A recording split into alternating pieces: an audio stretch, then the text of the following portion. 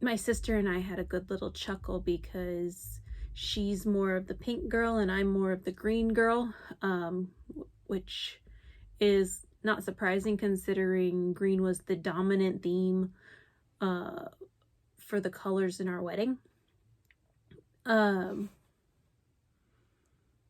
She has the aqua green quilt that my grandmother made her a number of years ago, and mine is more pink.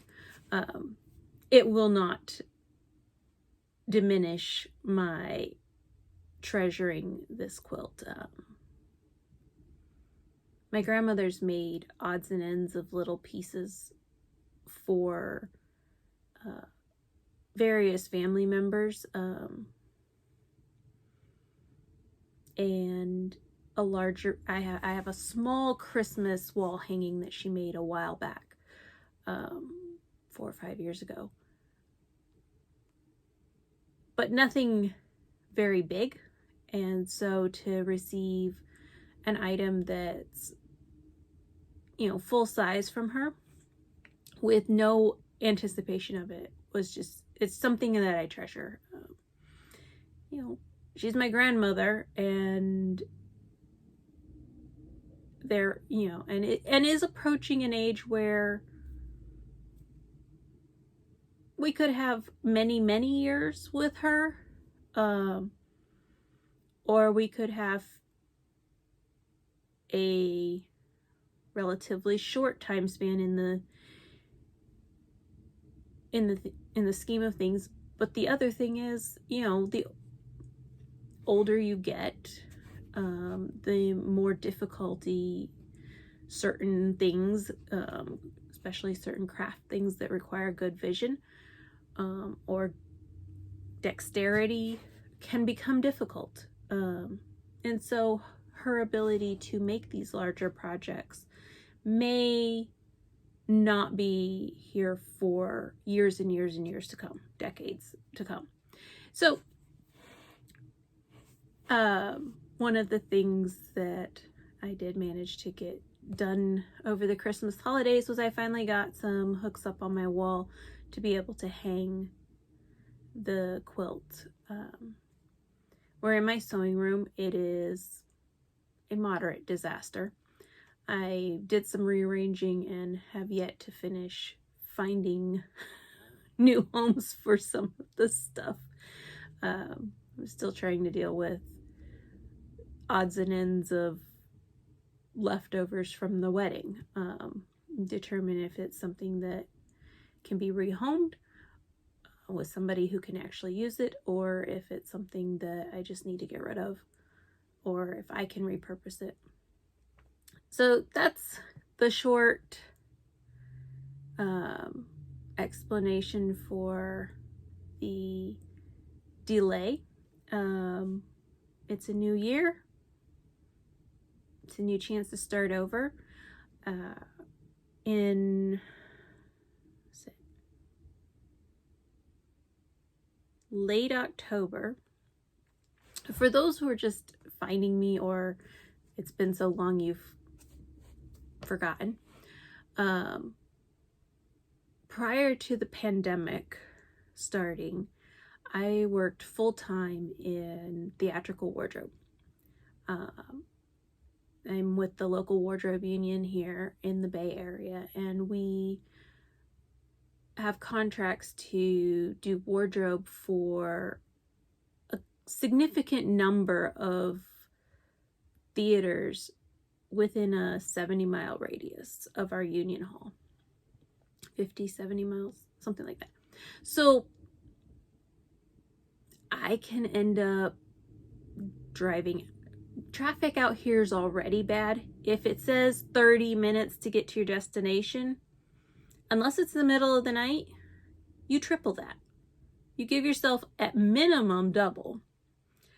And depending on the day of the week or the time of year, you may triple it and make it an hour and a half that you give yourself. So taking small projects with me or books, I plan on either A, being stuck in traffic, or B, having great traffic and getting there really early, so having to kill time. So I'm always trying to, I'm always have something to occupy myself while I have to wait for various appointments or jobs to start. But the pre-pandemic, what that meant was I would get a call, and 6 days out of the week, for either a week or months on end, I would be going to a theater to do maintenance work on the costumes, and then during the performances, getting the performers in and out of their costumes, putting things away, checking for repairs, making sure those were noted for the next time we worked on repairs. And I just really enjoy the work.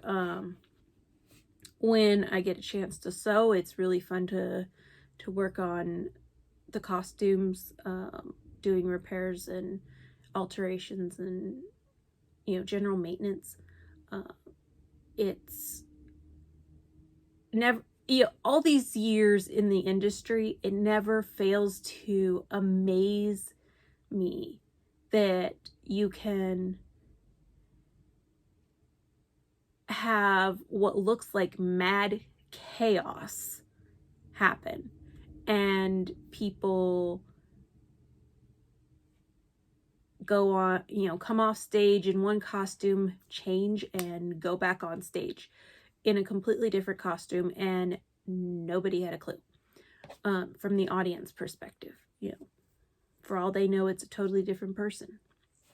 And sometimes it looks like a totally different person, depending on how extensive the character change was. Is it just a costume, or is it wigs and makeup, the whole 9 yards? Sometimes you do have where they actually end up being adjusted visually to appear to be a different person, a different character. But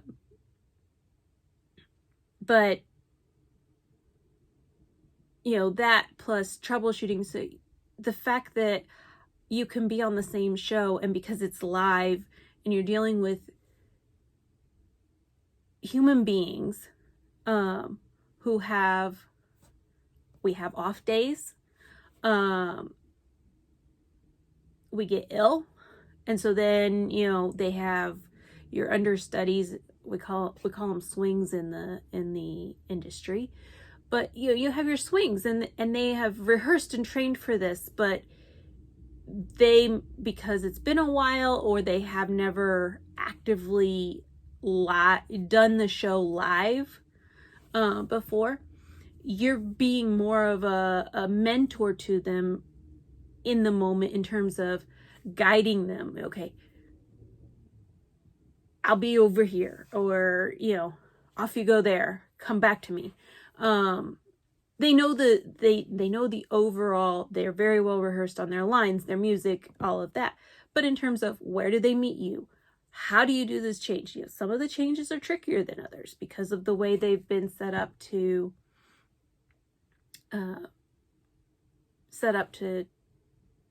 happen quickly. So COVID shut all that down. The theaters closed, and theaters started canceling shows, I'd say about a month before the first city out here issued a mandatory stay-at-home order. They were issuing restrictions on gathering sizes, and as soon as it got to around I think it was about the 500 or 250 mark, a number of our theaters just canceled. They just closed. We had a couple more that pushed it out a little bit further. We had some active shows that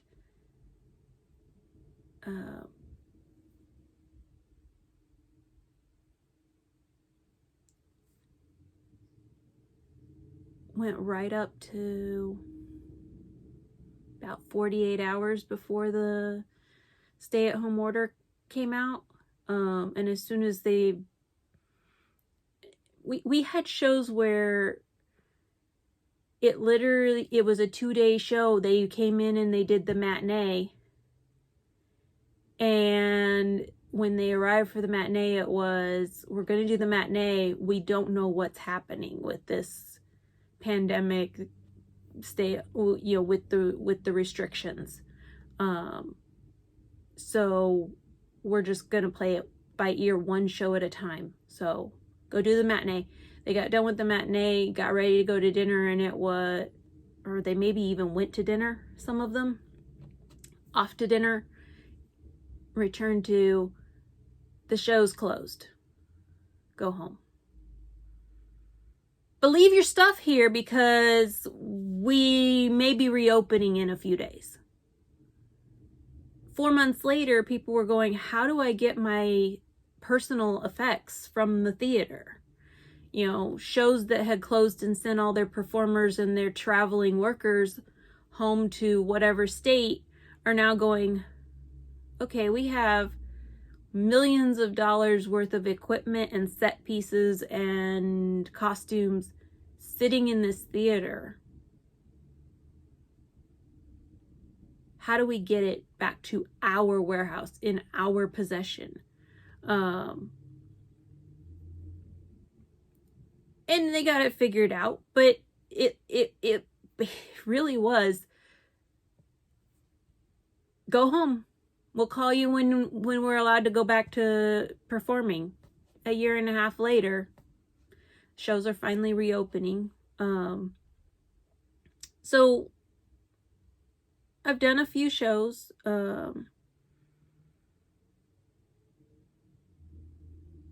Most amusing one recently, I had 3 quick changes, 15-second full dress changes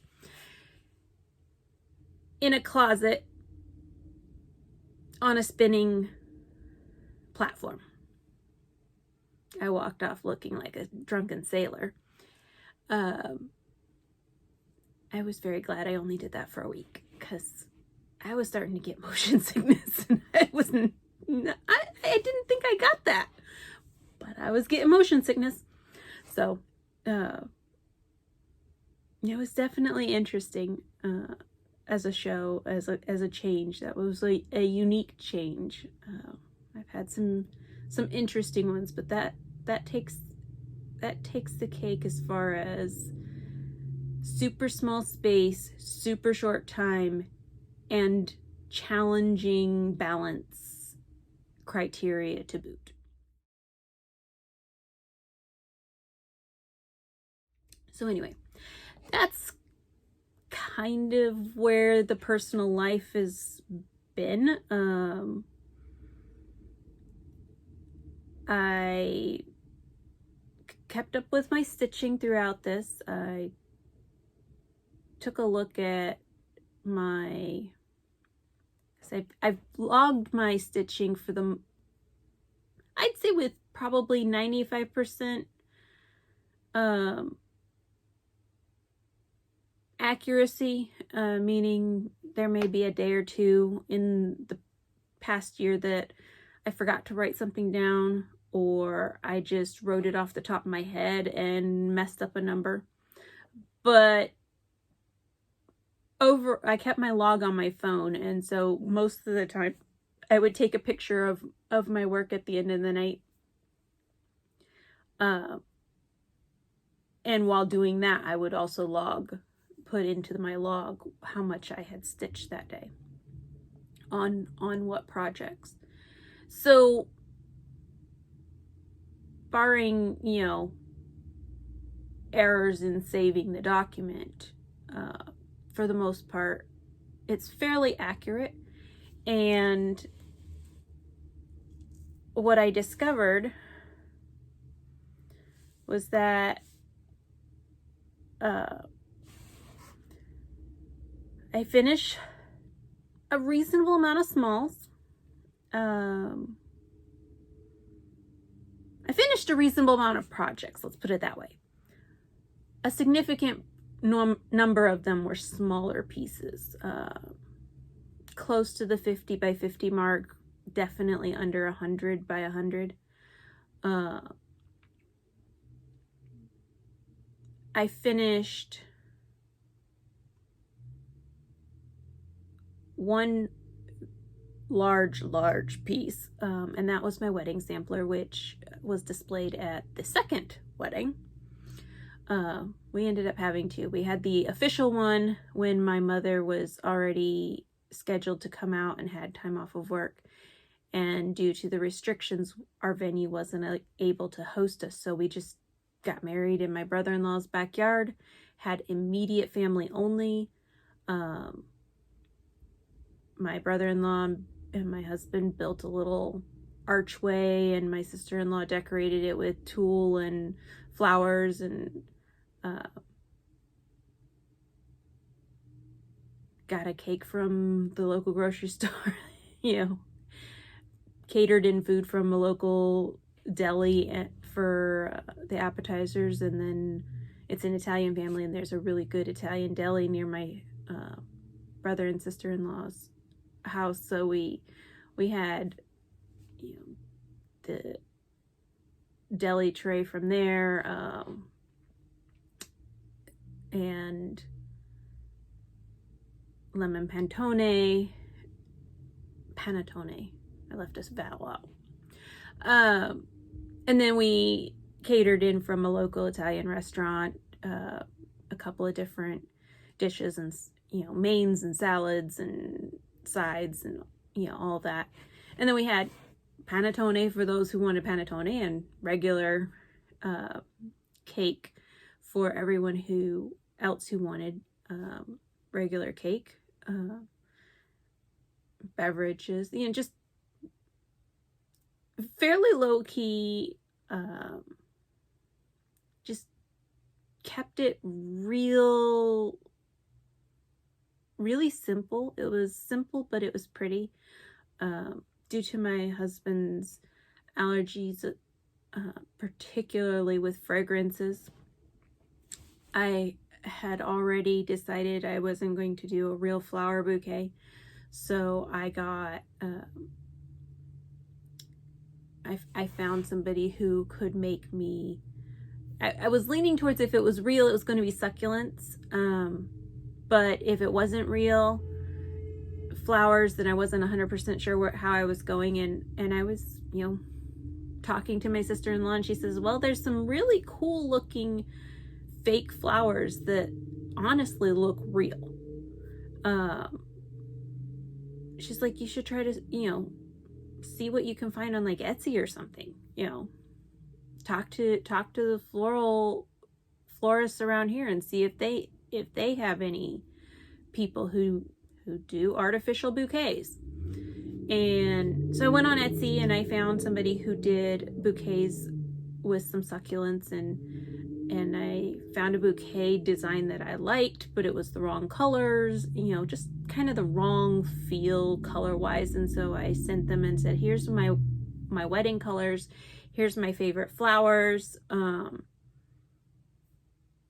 here's when the wedding is.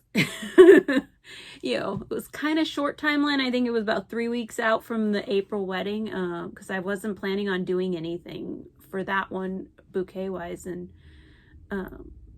it didn't make sense to me to have two bouquets that were both going to die within a couple of weeks max.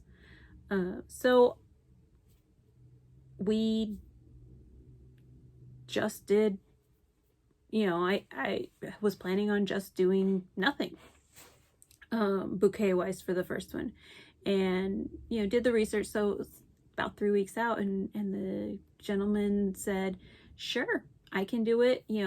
What do you need? And I said, I need a bridal bouquet. I need a bouquet for my maid of honor. And then I'd like a handful of corsages for the, ladies in the family. And so I got, little wrist corsages for my mom, my mother-in-law, my husband's aunt, my sister-in-law, and gave them those for the April wedding, and then they brought them back out again for the August wedding when we finally were able to have our big party with all of our friends. And, you know, had that celebration again, utilizing all the various decorations and thematic ideas that I had incorporated into the decor for the venue. And we all just had a lovely time. But 2 weddings, mini vacation, it kind of snowballed. And then work started coming back. So I finished a lot of smalls. My total finishes for the year was 25, which is not bad. I had a few that were pieces that were kind of in the medium range, and a lot of those were ornament sizes that I have now got to fully finish and hopefully put them on the tree next year. But you know, the big wedding sampler and some smallish medium-sized pieces that I made for various people. I started 37 pieces, plus whatever I'd started in 2020 that I hadn't finished. As far as my stitching days, out of 365 days, I stitched 295. So that's not terribly bad considering, you know, I didn't stitch hardly at all during our trip after the wedding, our mini honeymoon. We just drove up the coast, got away for a few days.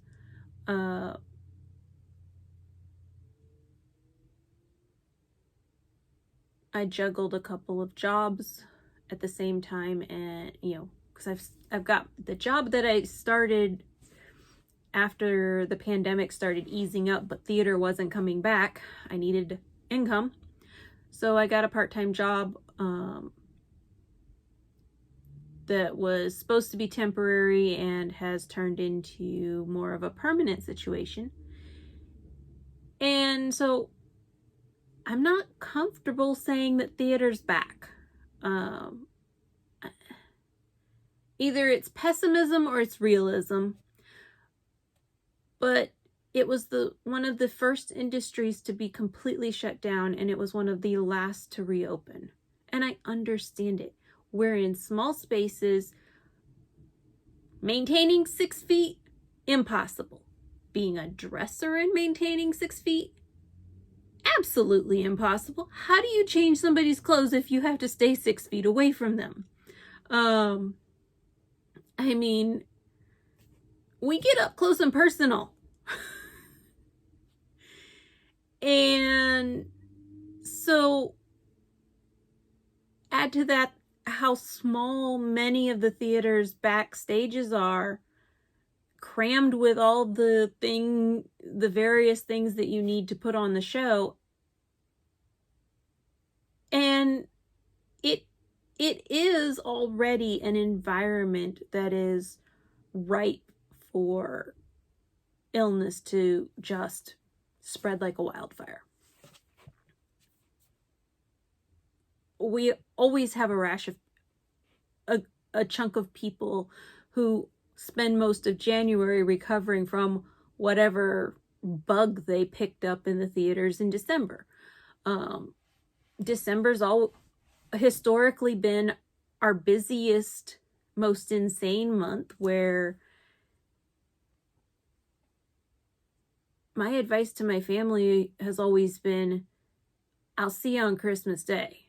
Don't expect me any other day. Because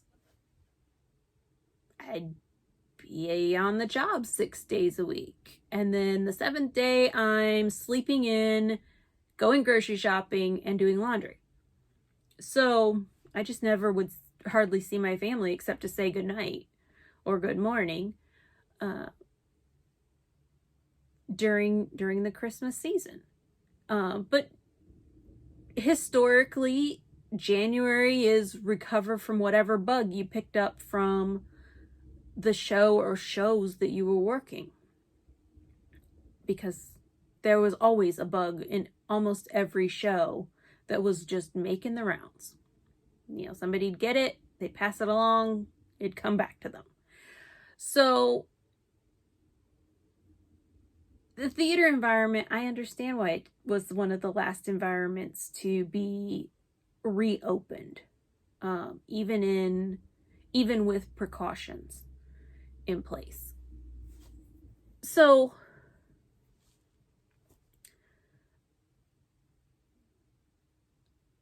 once the pandemic hit about the 3 or 4 month mark, I started looking for a job, something I could do with my skill set in the meantime. And I found what was supposed to be a part-time, short-term fill-in for, you know, somebody's medical leave, and it turned into a permanent position.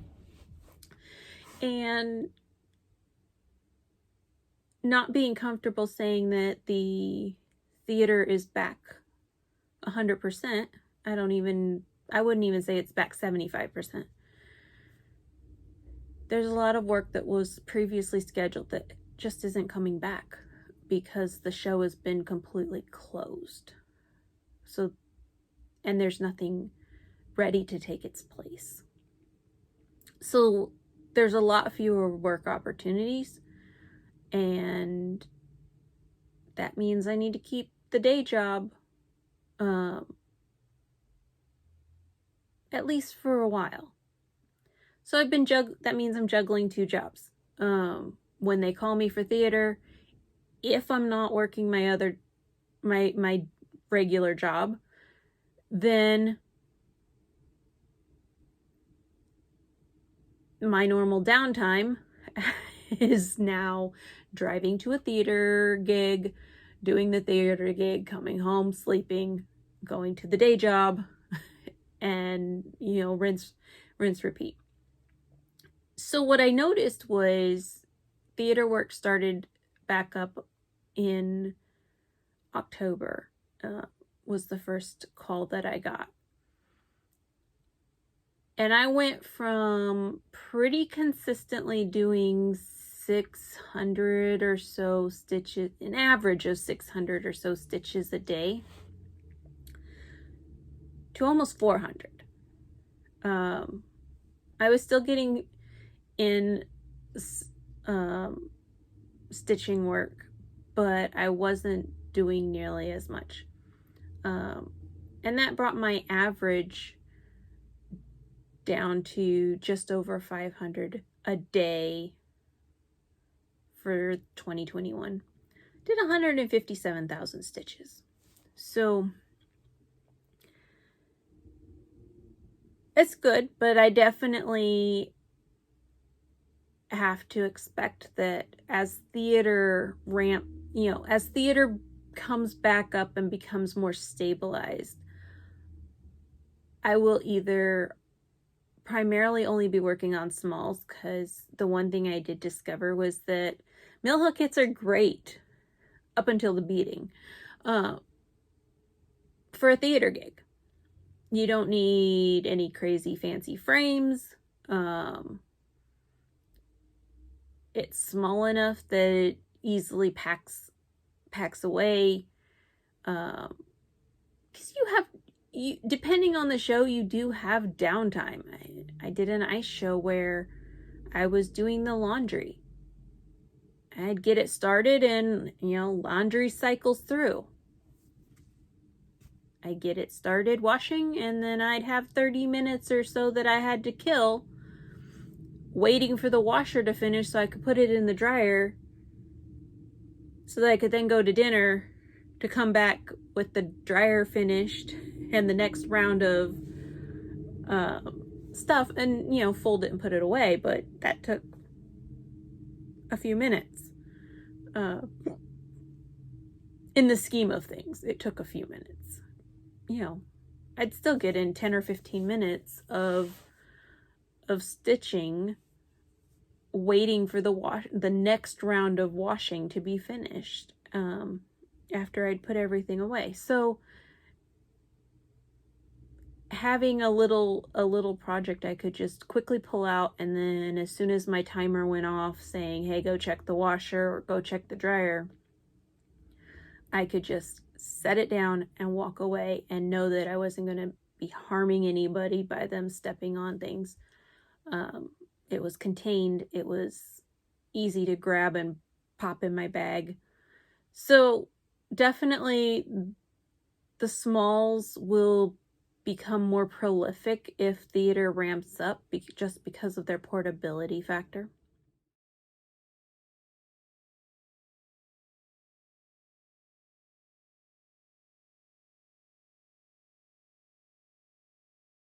In evaluating what occurred throughout the year, the different challenges that I tried, the different groups that I participated in, and the different structures,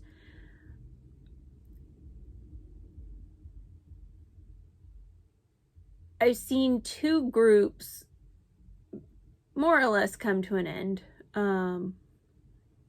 for personal reasons by the admins. I mean, I understand if I was running a group and theater ramped up, I would not be able to keep up with one.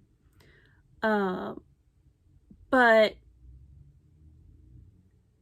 during that time, I've discovered that I enjoy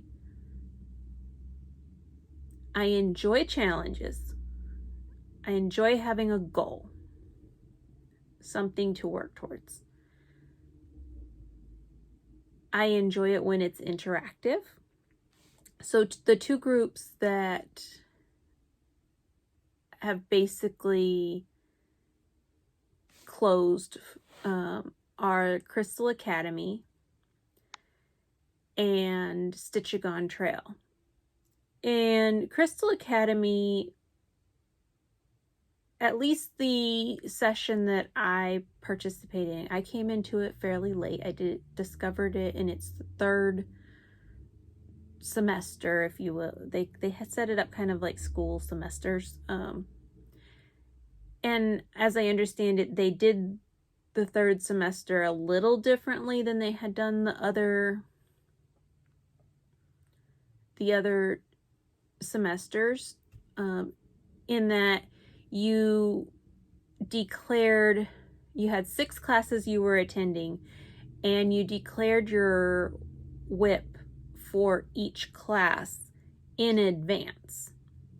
So at the very beginning, they said, declare your whips, and you said, for this class, I'm going to stitch on Lady of the Flag by Mirabilia.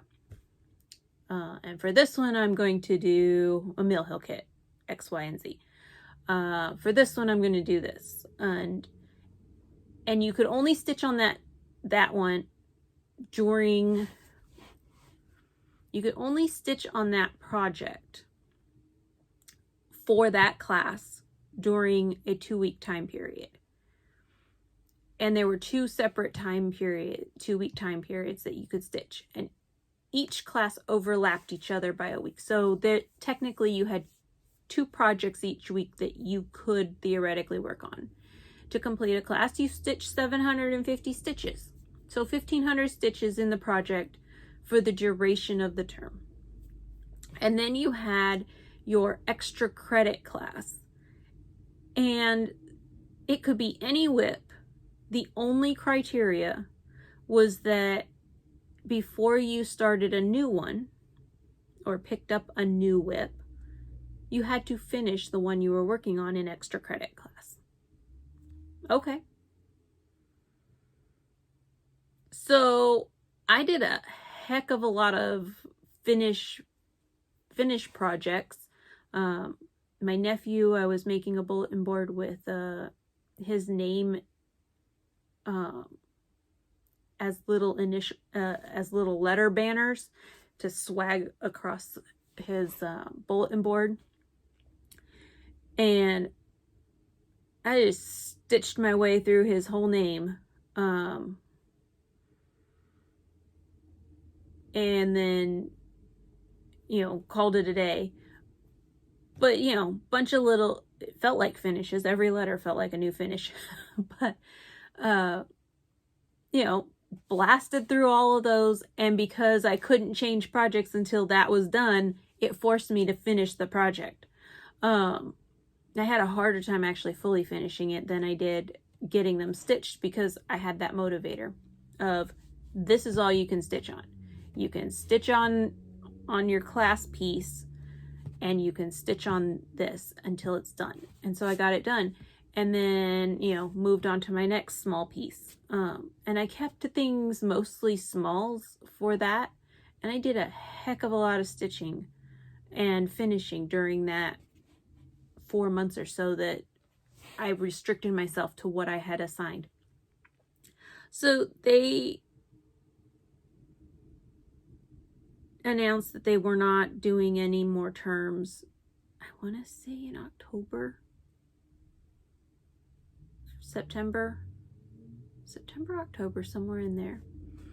That once the term finished, they weren't going to be doing another term. And I'd been hearing about no new starts, and I was a little bit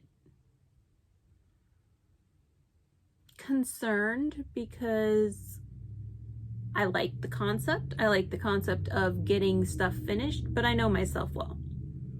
Banning myself from starting anything for an entire year. I have months where I didn't start anything. The most I ever started in a single month last year was 6.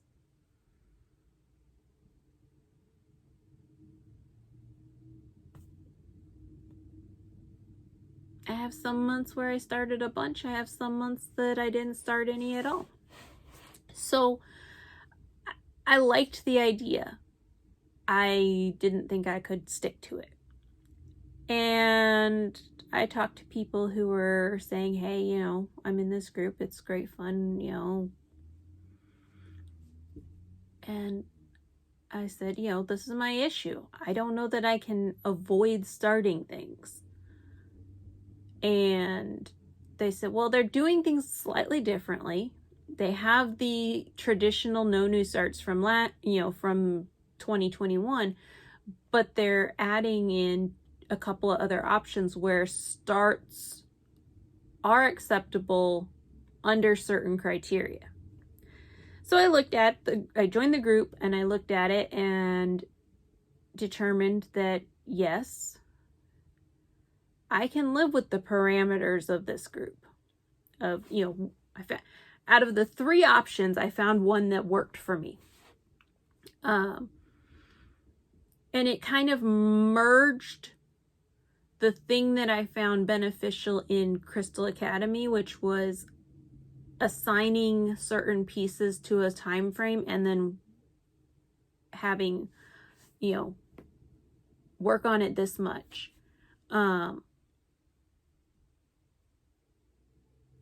I guess I just bounced the table. Sorry. So, work on it this much.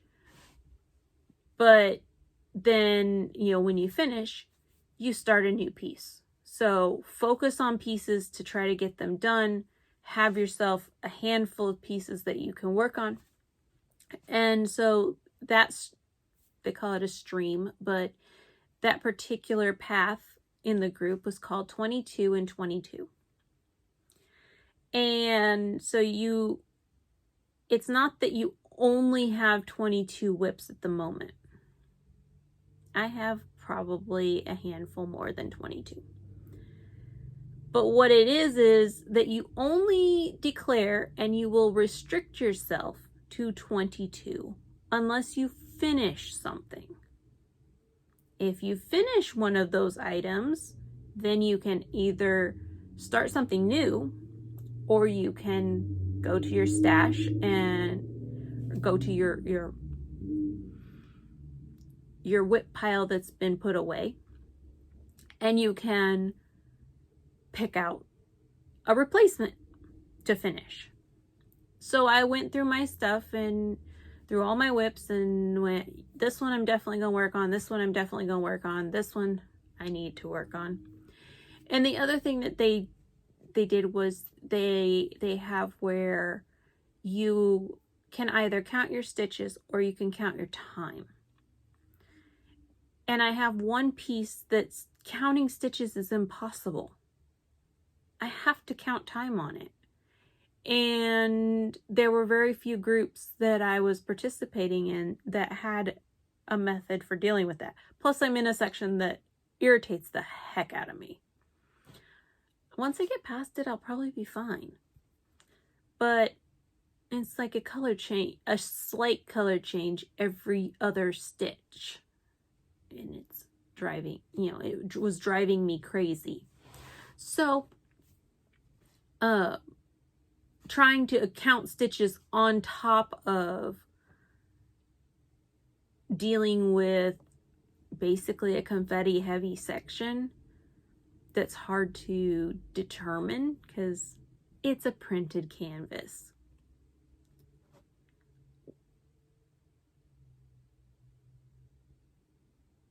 Let's just say I didn't put very many stitches in this. So I picked my pieces. I have 17 out of the 22 spots that I have assigned to something to. I had 3 or 4 of the same designer, and I'm like, you know what? This designer, I love him, but I can't do 4 of his pieces that are all fractional and backstitch heavy. I need to stick to just one. So I arranged them in size order and, you know, per the rules of the group. And the biggest one actually happened to be the one that I had on my must stitch list. So start with the biggest one and work my way down to the smallest one and get them all finished, hopefully. And basically when I finish the first one, I will go pull the next one in size, the next smallest one, and I will finish that one until I have them all finished.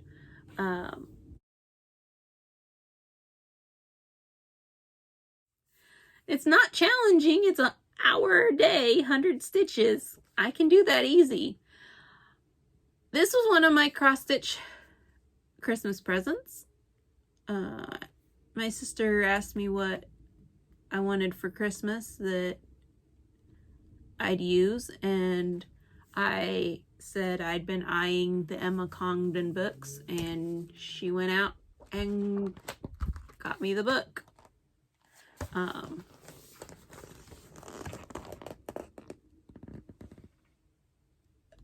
I'm looking forward to when I'm ready for a new start in my, when I finish something and can start something new. Doing that.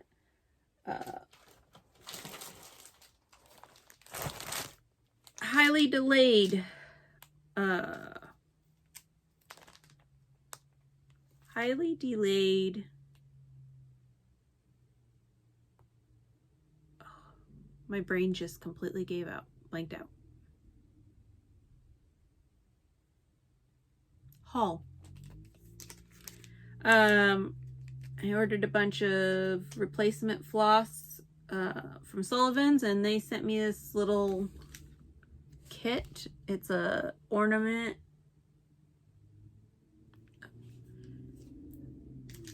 Doesn't look like they've got fabric in there, but they've got 4 skeins of floss. 2 skeins of floss and 2 skeins of a pearl cotton number 5 type thread.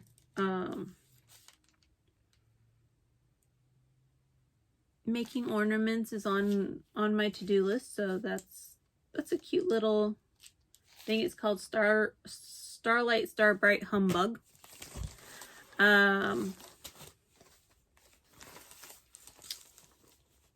I've been on a Nora Corbett buying kick for a little while. So this is Spellbound and the bead pack. This has been sitting here. This one I saw and immediately saw it. I don't care for lime green, but I saw that in a dark forest with emerald green. Like, I saw that and was like, okay. Which means I'll probably have to change out that bead color, but the rest of them should work.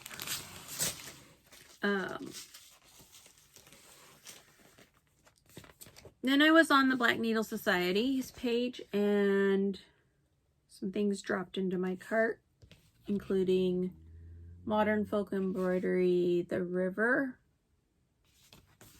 I've been eyeballing charts that I could easily utilize my massive pile of dying for cross stitch silks.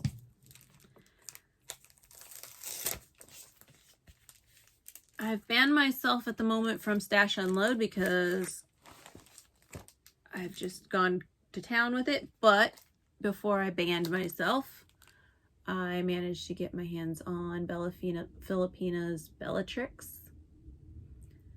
which is fairly apropos considering we just did over the New Year's a marathon Harry Potter session. I'm not a big Harry Potter fan. My husband's more the Harry Potter fan, but he was like, okay, every night we're gonna watch at least one. And then the last night we ended up watching both part 1 and part 2 of the final. This is how much not a massive fan. I shouldn't say not a fan. Not a massive fan I am. I can't remember what the name of the final movie is. Also from Stash Unload is Castle Creek, Glendon Place. This will probably go in to my to-do list directly after I finish Poltergeist Pirates.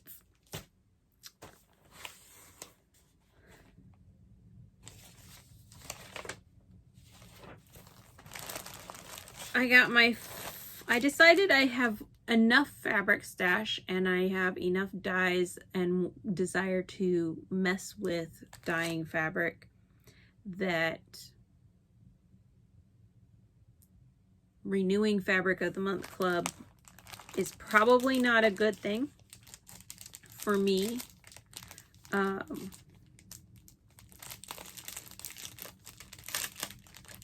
need to use some of my fabrics of the month, not just keep buying more. But in the meantime, this is my December Fabric of the Month from Fortnite Fabric. This is Bank Rolls. It's the 32 count. So the one I did 32 count opalescent, and the other one I did 36 count. I don't think they offered an opalescent in that one, or I probably would have gone opalescent too. But this is Bank Rolls, 32 count, opalescent.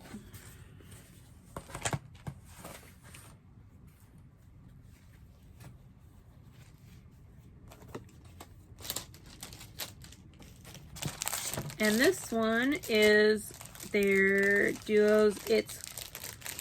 And this one made me smile. Where the heck is, there's the, it's called Lucy and Ricky.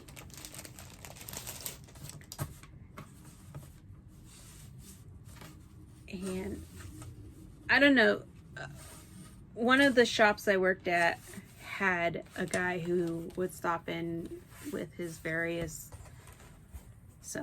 sewing design projects or repairs, and he would always walk through the door going, hello Lucy, and my favorite comeback was, I'm not Lucy, but I'm still here. Anyway, so this is Lucy and Ricky, and I haven't seen that many of the Hello Lucy shows, but the ones that I have seen, Smart Aleck comments is probably okay. If somebody's watched it enough to say that.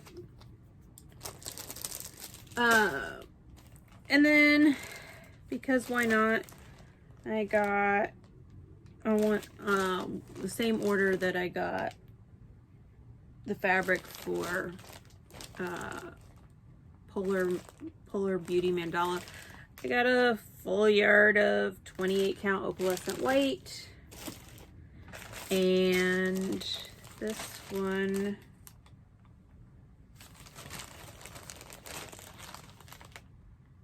is a half yard of 32 count Easy Guide. I have Magic Study sitting in my 1 day box, and I was gonna put it on colored fabric and decided that why use my fancy fabrics for something that's full coverage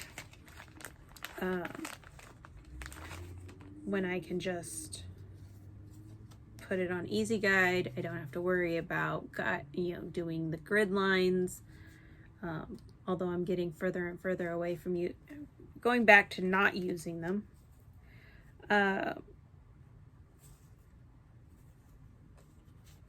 And then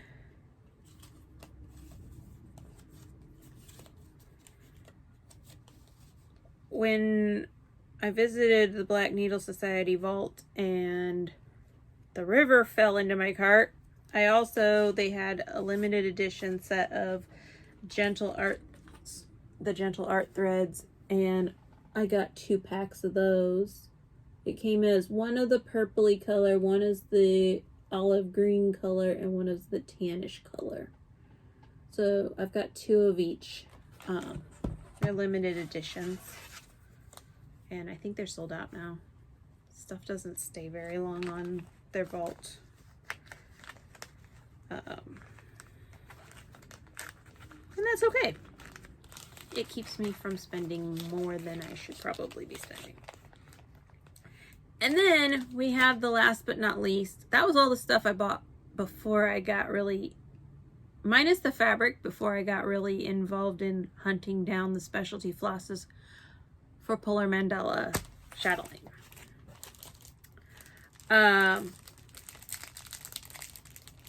This is my chatteling haul. So 123 Stitch had a significant chunk of the specialty flosses. You figure out where you go. I have a skein of ecru on a hang tag sitting in there. Either my brain said I still need ecru for Polar Mandala, or because I was opening this package at the same time I pulled that skein of floss, I've managed to not get it in the right spot. So this particular chatelaine has a bunch of dinky dies.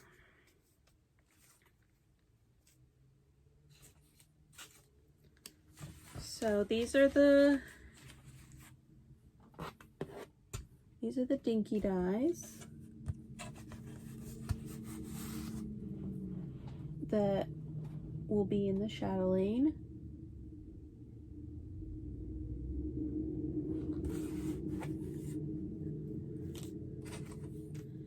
And then they also have some Karen water lilies.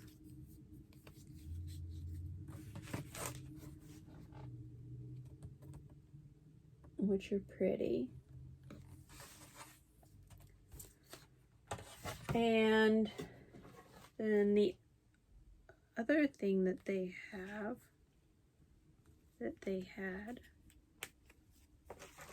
is Gloriana Floramel Silk Floss.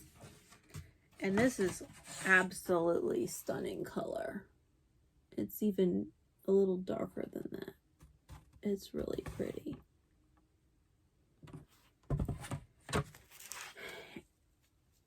And a whole mess of Rainbow Gallery Petite Treasure braid as well as Silk Lame braid.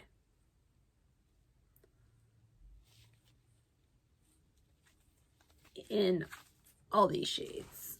So we've got a silvery color, then we've got a dark blue,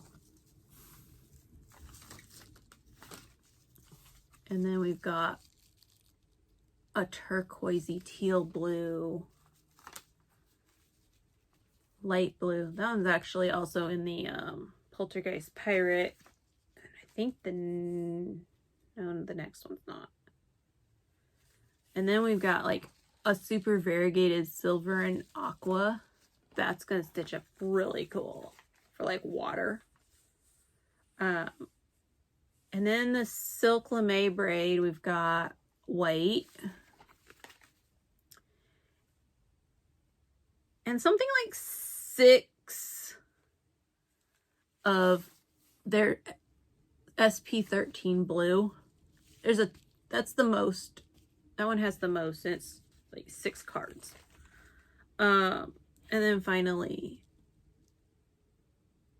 a more aqua greenish color. So that was all the flosses and metallics that I found on 123 Stitch that were in stock. There was one other one that was listed in stock and they've now back ordered it, so I don't have it yet. And then Hobby House Needleworks was where I found the other one that the other ones that either the 123 Stitch was out of or they didn't carry at all. And so this is just as Gloriana.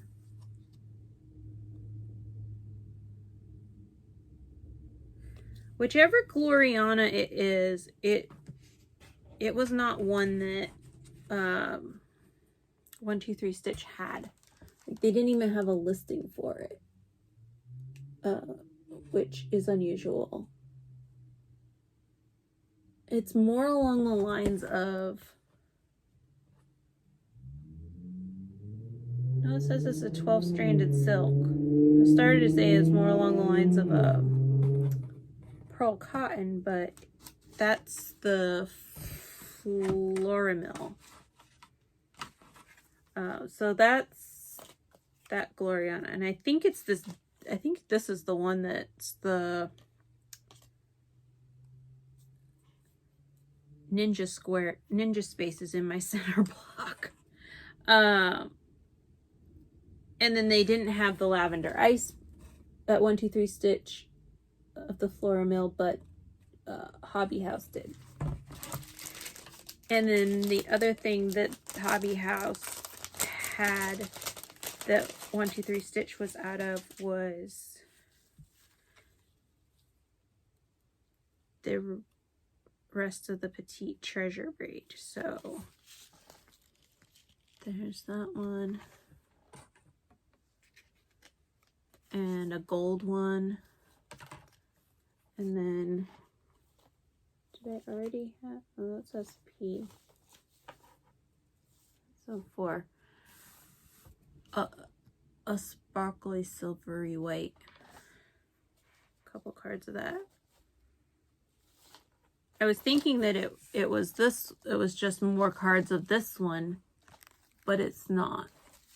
It's more silver. This is more white and this one's more silver. But it's not the same silver as this one. So it's like this one's like a mix between the white and the silver, which is cool. So that gives me, with the exception of the one thread that's back ordered, this is all of my Rainbow Gallery, Gloriana, and Dinky Dyes for Polar Beauty Mandala by Chatelaine. And I'll be working on it for a good long while, but I'm really excited to play with it. I have another piece that's got just a tiny bit of specialty stitches, and every time I've gotten to a specialty stitch, I've been like, oh, this is fun. So I'm really looking forward to doing the Polar Mandala. And once again, it's a piece that if I put it away, if I'm working on it for a couple of days and then I put it away, my husband nags me about it. Like, why aren't you working on my polar bears? Well, first of all, the block I'm working on is the Northern Lights. It's not the polar bears. That's in a totally different section. Aside from that, the only other thing I have is a long overdue, I didn't even, decided not to even do an unboxing, but it sat in its box for a long while. I signed up for a number of months ago, I signed up for the Taylor and Cromwell subscription box. I did not want to do every single month. So they let you pick and choose your months. In either you can do one single one, or you can do 3 or 6 or the whole year. And they list out the theme of the box for about 12 or 15 months out. So I think my first box was July or August, and then I skipped a couple, and this is my 3rd box. So the first one was Percy Jackson. The second one was based on Wicked. And this one is based on Hadestown. They're fairly inexpensive. I just got into the Black Needle Society's subscription box club. I got off the wait list after over a year. And these are significantly more affordable in terms of, I think the box was like 30-40 bucks, plus some around $5 to $10 in shipping. Like, it was very, very reasonable. Hadestown, there's also, from what I've seen, keep in mind, I have not yet gotten a Black Needle box subscription. I have purchased a couple. So I got their Murder Mystery Special Edition when it went on sale. That one ships for March or April. So I was able to purchase that one without being a subscriber.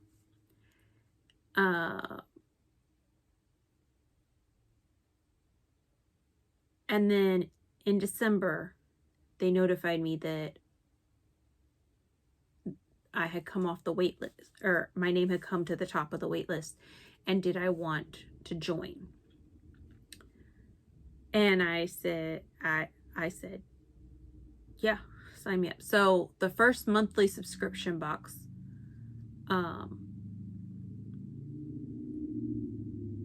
is like 3 or 4, I think it's April. That sounds about right. And then this month was the release of their Frogwarts Year 3. And because I had become a member of the subscription club in December, I got a 24 hours heads up on it, early order access. And that was the one that I saw an unboxing of I think of Frogwarts Year 1. And I was like, oh, this is cool. I'm going to make a note that I need to keep an eye on. But because the box came out in July and I didn't like dig into it enough to figure out that, oh, their boxes are, you purchase them some up to about 6 months ahead of schedule. I missed year 2. By the time I went looking for the box, orders were done and finished and gone. They hadn't been shipped, but you know, it was months, a couple of months after purchasing occurred. So I was out of luck on that one. I did get the year 1 pattern from their vault. And having purchased the year 3 box, I'm supposed to get access to the year 2 patterns shortly, which will allow me to have a up-to-date set of patterns. So I was really excited about that. And I'm really excited for they announced the theme of their next monthly box or bi-monthly box, which is mermaids, dragons, and something.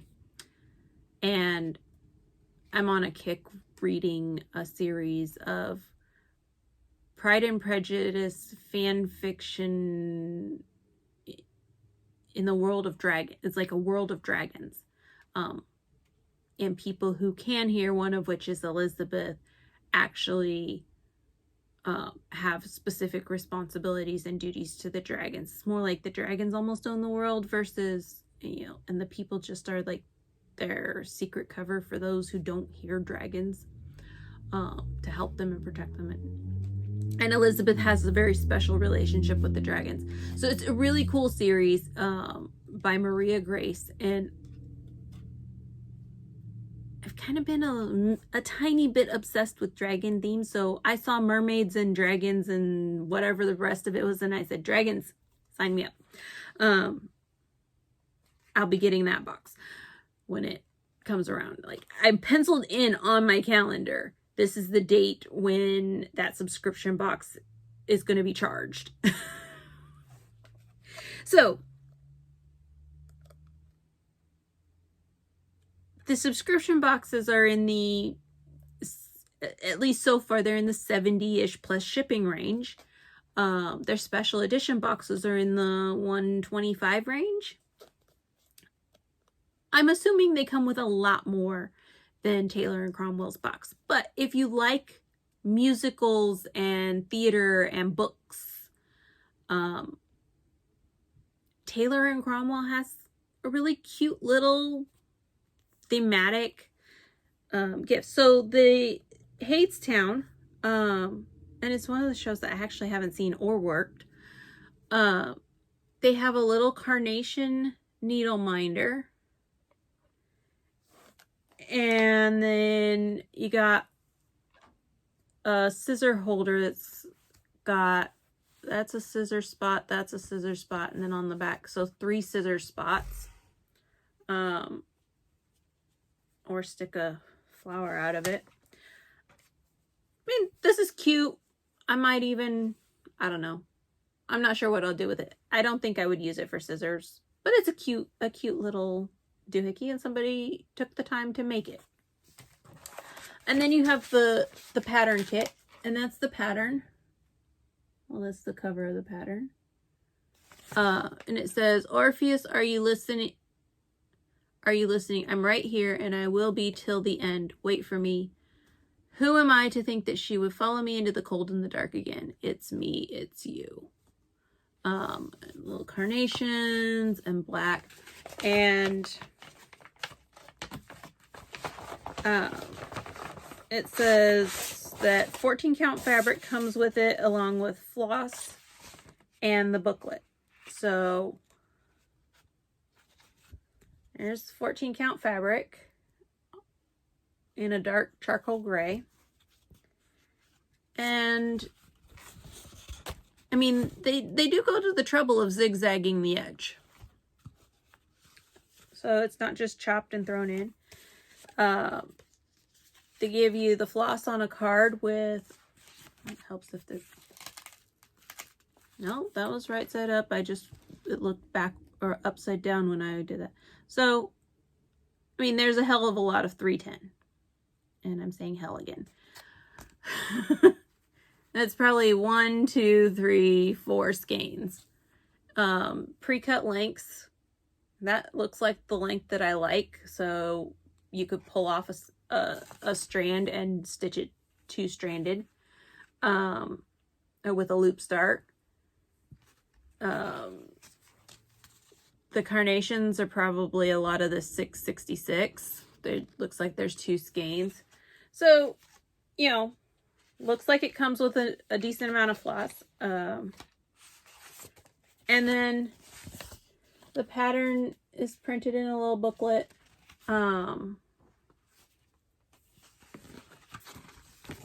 The code has the color, tells you how many strands. It tells you how many stitches are in that color, which for a paper chart's pretty impressive. And it tells you on the back stitching not only what color it is, but how many back stitches you have of that color. And you know, it's a color chart. Hang on. It's a color chart. They have, I mean, they have instructions in here for how to do the stitches, even explaining full cross versus tent, half stitch, quarter stitch, how to pick your fabric, as well as what Dutch style versus English style is.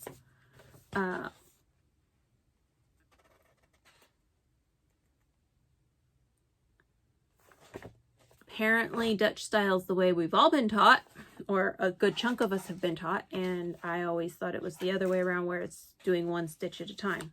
That's apparently English. Here I thought I was doing Dutch style versus the English style on a lot of my pieces, because I do a lot of single stitch across and then zigzag back and zigzag back and forth, doing a full cross before I do the next stitch in that color. So that was the box kit that I had. I only signed up for 6 months. This is the 3rd month. And the last one I signed up for is like next August. There were a bunch of themes that I was just like, no, I really don't care about. Either I didn't know it, in which case I did a little bit of Googling to see what the theme actually was about. And discovered, hey, there's a handful of musicals that I didn't know anything about. Which is cool and very odd considering I'm in theater. But there were also ones that I was just like, no, I've heard the music. I could care less about stitching something for that musical. Just not my thing. So I didn't sign up for them. But yeah, I mean, a full kit and a needle minder that's themed. Not all of them are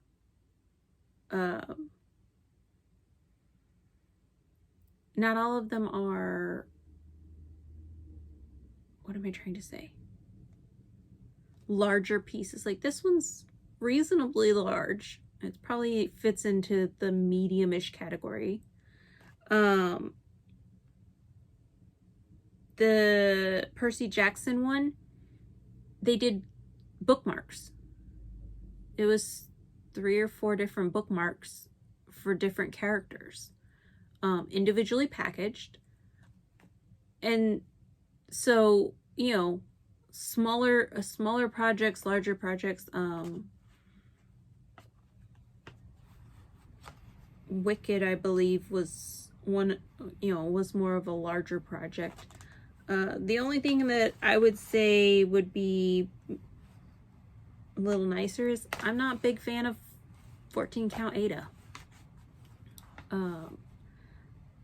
My happy place on Ada is 18 count. I'm not a fan of Ada in general, but if I stitch on Ada, I prefer 18 count. which is reflected in my choice of linens, or even weaves. I would say my absolute all-time favorite is even weave, with linen next and then Aida at the bottom. If I have the choice between Hardanger or Aida, I'll go with the Hardanger every time, even though it's 22 count. And then even weave and linen, it's 36 or 32 count, depending on the project. If there's beads, it's 32 count, period. If it's not beads, it's 36 count.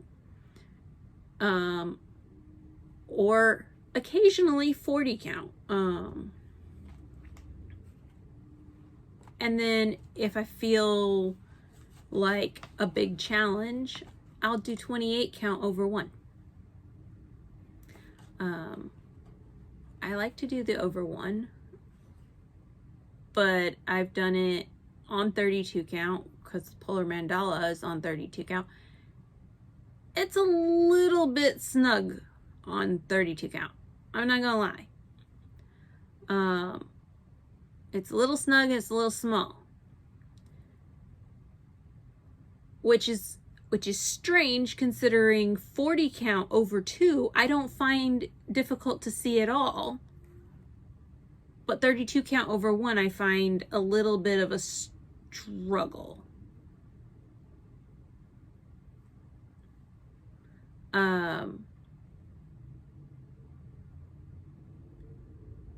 So, you know, I'd say that's the one thing that I would probably improve, is at least give us the option of a 28 count even weave or an Aida. I know it can be a burden to carry a bunch of fabrics, but to carry 2 and cater to both kinds of stitchers, I would hope wouldn't be that much more of a stretch, especially if you've got the ability to get a gauge on your boxes months and months in advance. You know, my August box, they've got that information a year in advance. I could see putting if we've got it in stock limit on orders for next month. That's my 2 cents. But I'm also very capable. I'm very comfortable putting things in my stash and swapping out. And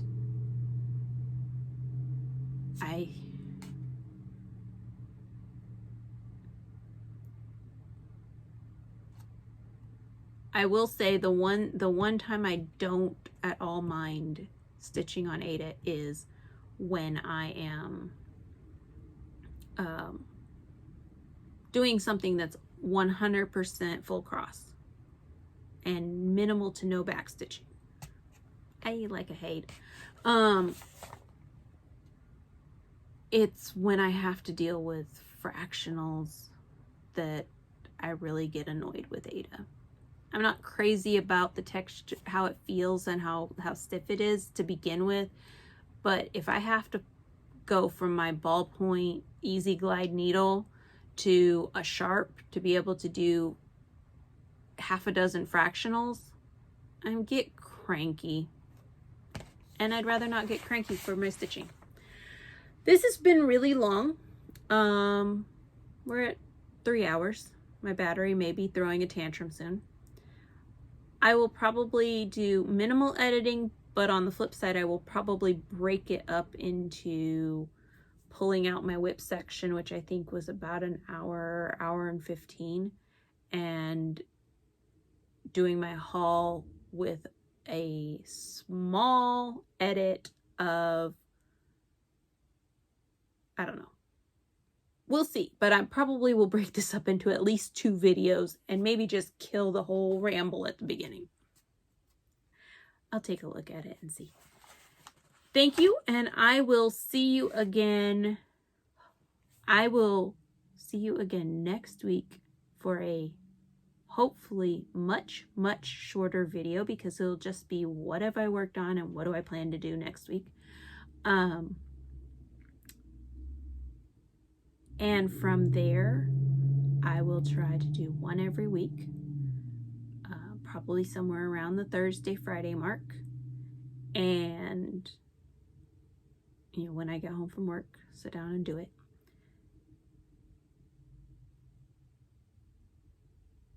And we'll go from there. If you like the video, hit the like button. If you want to see more content, hit the subscribe button. And don't forget to check out any of the Flosstubers that I've mentioned that piqued your interest from my vague descriptions. I'll see you next week.